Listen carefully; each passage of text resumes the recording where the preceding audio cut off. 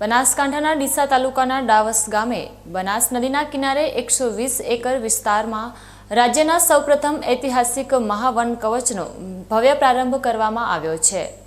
જ્યાં 2 લાખથી વધુ વૃક્ષો વાવીને પર્યાવરણ સંરક્ષણનો એક અનોખો રેકોર્ડ સર્જવામાં જઈ રહ્યો છે। પર્યાવરણની જાળવણી માટેના આ ઐતિહાસિક અને અતિ ભવ્ય વૃક્ષારોપણ અભિયાન પાછળ 2 મોટા અવસર જોડાયેલા છે, જેમાં વડાપ્રધાન નરેન્દ્ર મોદીના જનસેવાના સફળ 12 વર્ષ પૂર્ણ થવા અને ગુજરાત રાજ્યના વન અને પર્યાવરણ મંત્રી પ્રવીણભાઈ માળીના જન્મદિવસ એટલે કે ગ્રીન ડેની વિશેષ ઉજવણીનો સમાવેશ થાય છે।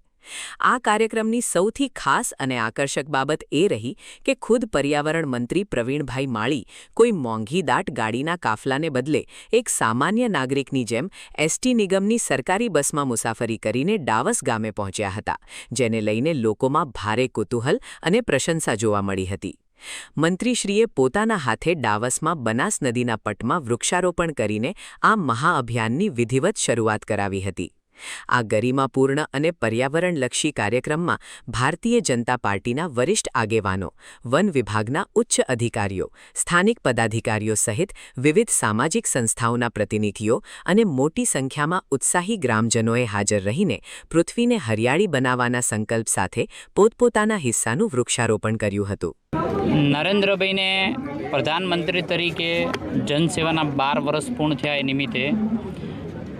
ગુજરાતનું સૌથી મોટું મહાવન કવચ જે ફોરેસ્ટ વિભાગની આ વર્ષની યોજનાને પહેલી શરૂઆત ડીસાના ડાવસથી કરવામાં આવી છે। એટલે 12 વર્ષ નિમિત્તે 120 એકરની અંદર મહાવન કવચ બનાવવાની શરૂઆત કરી છે। અનેક પ્રકારની થીમો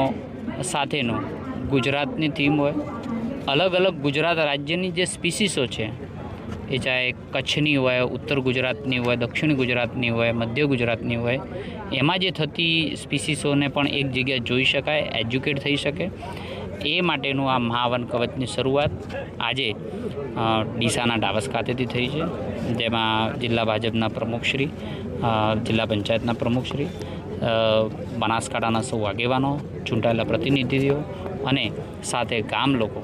એક સાથે લોકો પોતાની રીતે વાવેતર કરે અને એનું જતન સર્વાઈવલ રેશિયો સાથેનું મહાવન કવચની શરૂઆત થઈ છે। હું આ તબક્કે માનનીય મુખ્યમંત્રી સાહેબનો વિશેષ રૂપે આભાર વ્યક્ત કરીશ કે જેમના નેતૃત્વની અંદર હરિયાળું ગુજરાત બનાવવાની અંદર અને સર્વાઈવલ રેશિયો સાથે પ્લાન્ટેશન કરવાનું કામનું આયોજન થયું છે અને આવનારા સમયમાં આ વિસ્તાર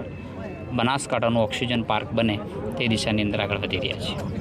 સમગ્ર રાજ્ય માટે મોડલ બને તેવા આ પ્રથમ મહાવન કવચ થકી આગામી સમયમાં આખો વિસ્તાર મિની જંગલમાં ફેરવાઈ જશે, જે ગ્લોબલ વોર્મિંગ સામે લડવામાં અને આવનારી પેઢીને શુદ્ધ અને સ્વચ્છ ઓક્સિજનયુક્ત પર્યાવરણની ભેટ આપવામાં સૌથી મોટી ભૂમિકા ભજવશે તે ચોક્કસ બાબત છે।